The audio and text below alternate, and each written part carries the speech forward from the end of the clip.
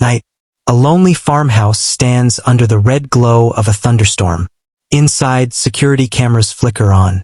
A woman, Sarah Miller, 28, walks through the kitchen, half asleep. From outside, 3 slow knocks echo through the walls. Knock, knock, knock. Sarah freezes. The front door creaks open on its own. Lightning flashes, revealing a pale woman standing upside down in the doorway, her hair brushing the floor. Sarah and her fiancé Matt move from Chicago to a rural farmhouse in Pennsylvania. They bought it cheap, too cheap. Locals avoided the place. At the gas station, an old man warns them, "If you hear 3 knocks after midnight, don't answer." They laugh it off. The house feels off from day one. All the rooms smell faintly of iron, like old blood. That night, while unpacking, Sarah finds an old diary under the floorboards. The first page, 1943, Margaret Hensley. I hear her at night again. The woman from the well. Matt jokes about ghosts, but Sarah feels something breathing behind her every time she reads the diary. At 2:47 a.m., the house Wi-Fi camera triggers. Motion detected at front door. Sarah checks her phone, there's nothing there. Then the sound. Knock, knock, knock. Matt opens the door, no one. The camera catches muddy footprints leading inside the house. Sarah hasn't slept. The muddy footprints stop right at the stairs and disappear. Matt insists it's a prank or a glitch, but when he checks the doorbell camera, it's frozen at 2:47 a.m., the moment the knocks happened. Later, Sarah finds another page in Margaret's diary. She comes for women first. The house keeps the men for later. That night, Matt wakes up to humming an old lullaby. From the corner of the dark bedroom, he sees a figure reflected in the mirror. A woman in a 1940s dress, head tilted, face gray. He spins around, nothing there. When he looks back at the mirror, she's closer, whispering, "You shouldn't have opened the door." The next morning, Sarah finds Matt sitting in the kitchen, pale, shaking. He doesn't remember screaming. She wants to leave, but their truck won't start. Every call drops. No service. In the hallway, Sarah discovers a basement door, locked with 4 rusted chains. When she kneels to look through the keyhole, she hears faint sobbing. Then a whisper, "Help me." Matt finds old property records online. The Hensley family vanished in 1943. Their daughter, Margaret, was never found.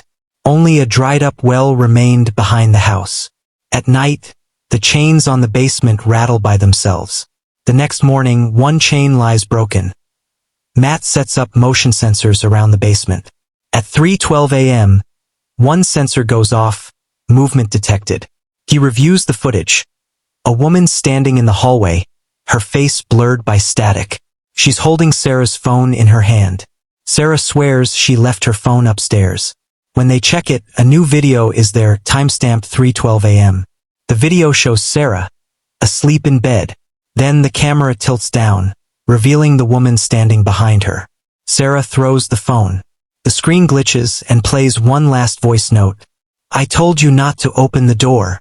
Matt follows the old property map. Behind the barn, under a thick layer of weeds, he finds a sealed stone well. Someone welded it shut decades ago. Sarah reads deeper into Margaret's diary. Mother said she drowned herself to stop the voices, but they never stay quiet.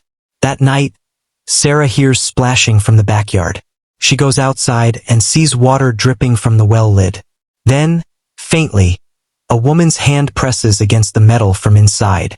Sarah screams for Matt. By the time he runs out, the well is dry again. It rains hard that night. Thunder shakes the house. At 2:47 a.m., the doorbell chimes. A low, distorted tone. On the camera, Sarah sees a child standing outside, drenched, facing the door. She whispers, "Who's there?"